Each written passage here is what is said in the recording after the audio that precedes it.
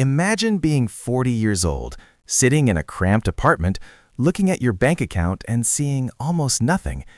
Everyone you went to high school with is already a VP, a homeowner, or a 30 under 30 success story.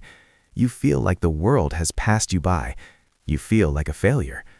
But what if I told you that being behind is actually the greatest competitive advantage you could ever have?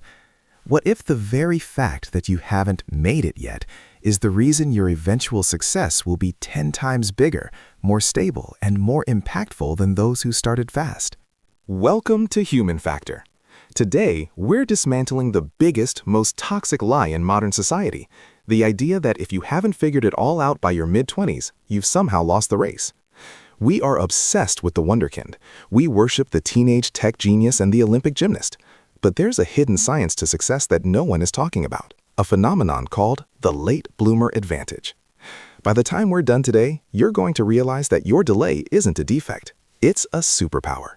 And I'm going to prove it to you using neurobiology, history, and a reality check that will change the way you look at your life forever. Think about the way we're raised. We're told to specialize early. Pick a major at 18. Pick a career by 22.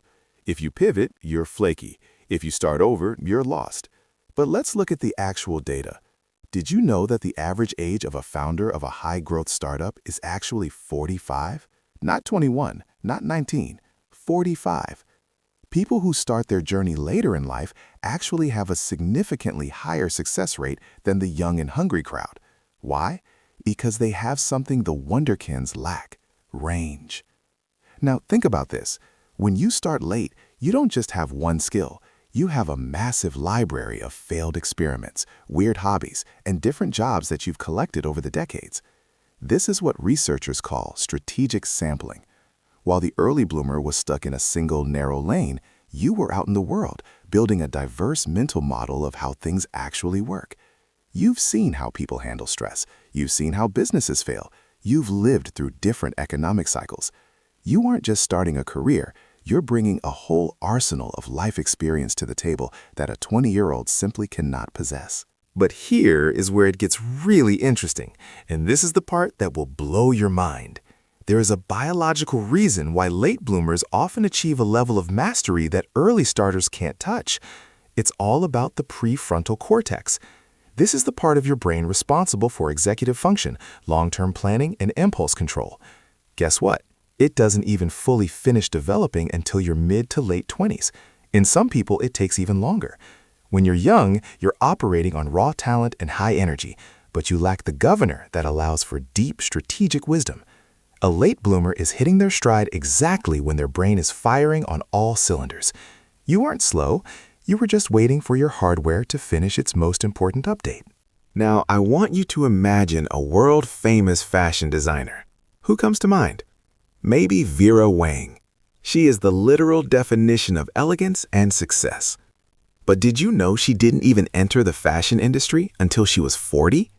Before that, she was a figure skater who failed to make the Olympic team. Then she was a journalist. She spent years wandering. If she had given up at 30 because she wasn't a world-class skater, the world would never have seen her designs.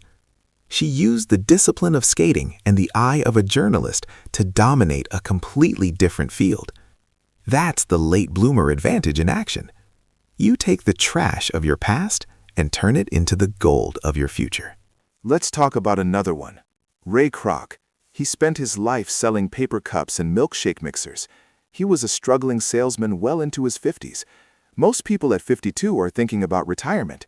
Ray Kroc was thinking about McDonald's. He took a small burger stand and turned it into a global empire at an age when most people are being written off by society. Why did it work? Because he had 30 years of sales experience. He knew every trick in the book. He had been rejected 10,000 times, so a no didn't hurt him anymore. He had failure immunity. Do you see the pattern here? When you bloom late, you are much more resilient. When a 20-year-old hits their first major roadblock, they often crumble because they've never tasted true defeat. But you, if you're a late bloomer, you've been eating defeat for breakfast for years. You're tough. You're seasoned. You've survived the dark years. So when the pressure of success finally hits, you don't crack. You thrive. But there's a catch. Society doesn't want you to believe this. We are constantly bombarded with images of young influencers and overnight successes. It creates this internal panic, this ticking clock in your head that says, hurry up or you'll be irrelevant. This panic is the ultimate productivity killer. It makes you take shortcuts. It makes you pick the wrong partners. It makes you settle for a life that's good enough because you're afraid you don't have time to go for great. Listen to me closely. You have to kill the clock. The most successful people in history didn't get there by racing. They got there by staying in the game long enough for their range to become their edge. Think about J.K. Rowling.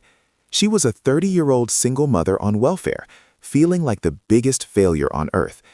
If she had compared herself to the successful people her age, she might have never finished that story about a boy wizard.